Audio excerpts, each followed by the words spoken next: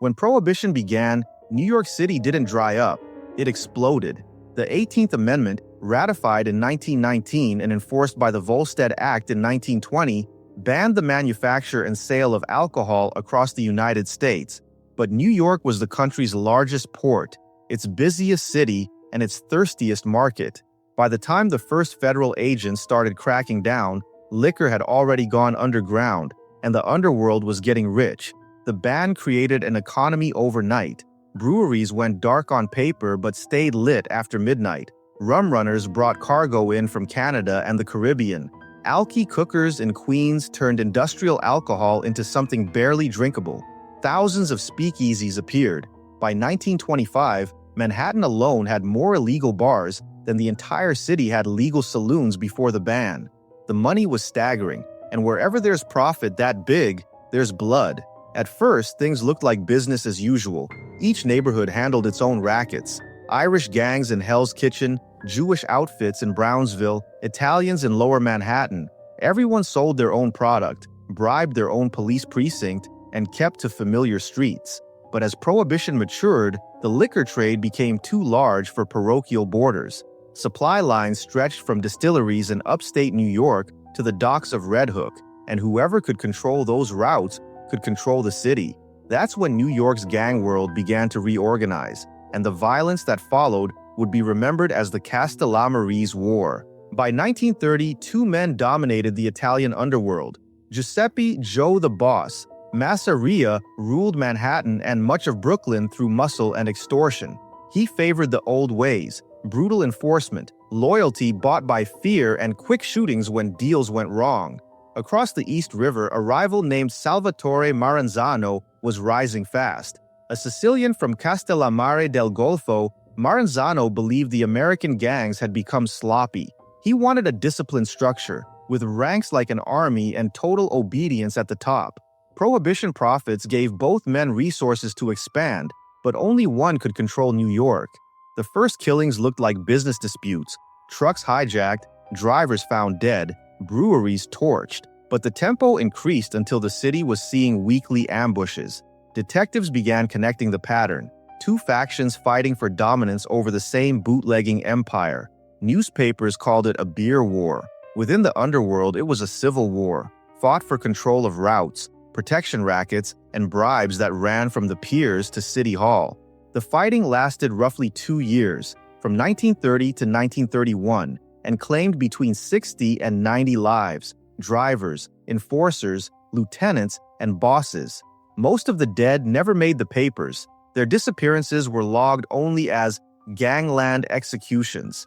The city kept functioning. Subways ran, Wall Street traded, but in alleyways and tenement stairwells, bodies were piling up.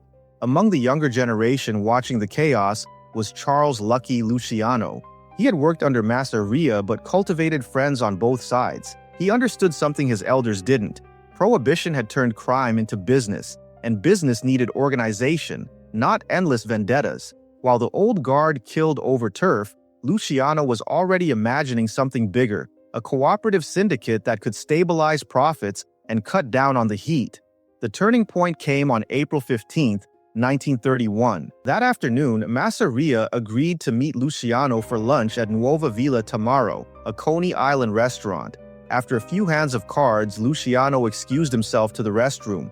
Moments later, gunmen entered and opened fire. Masseria was found slumped over the table, cards still in his hand.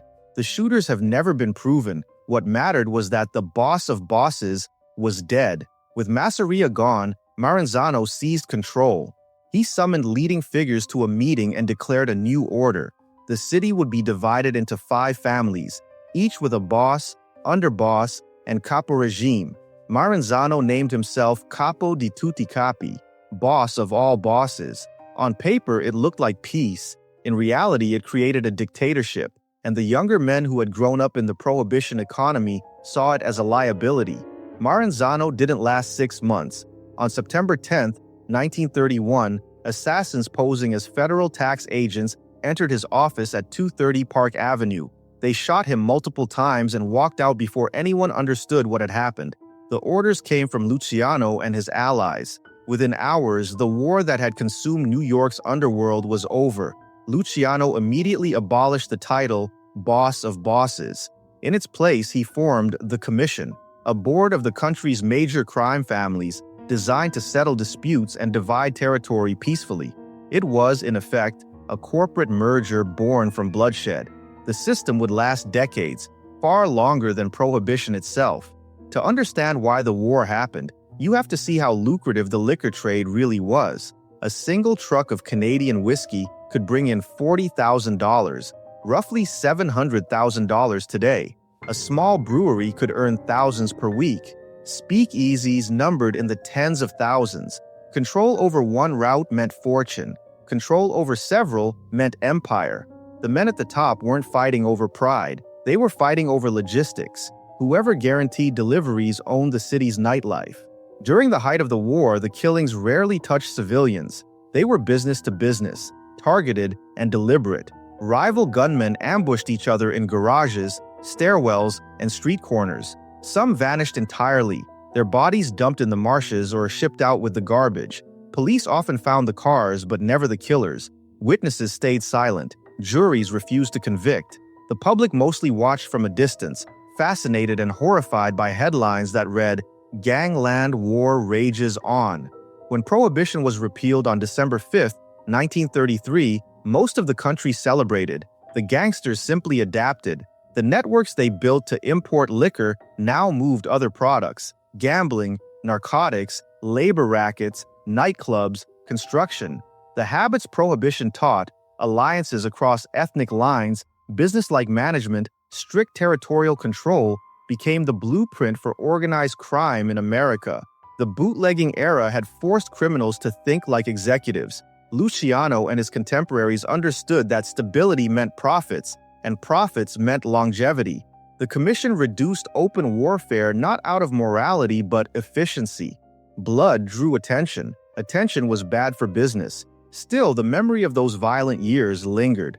The Castellamarese War had been New York's most destructive underworld conflict since the early 1900s. Historians estimate between 60 and 90 confirmed deaths, though the real number may be higher when disappearances are counted.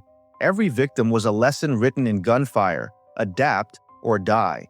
If you walk the same streets today, Mulberry Street, the Brooklyn waterfront, Coney Island, you won't find plaques or memorials. The restaurants have changed, the warehouses are gone, but the city still moves to the rhythms born in that period.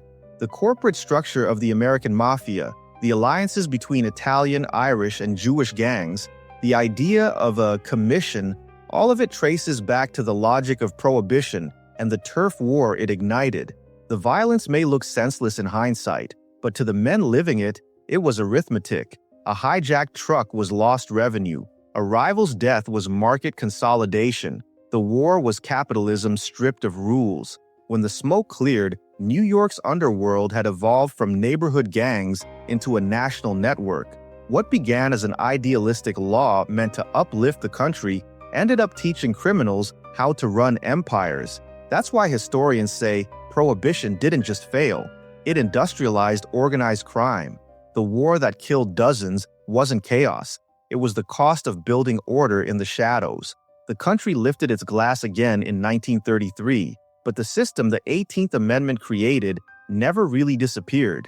It simply went legitimate in its own dark way, structured, efficient, and quietly powerful. The lesson Prohibition left behind still echoes through New York's history. Once you give the city a black market worth killing for, it never truly goes away.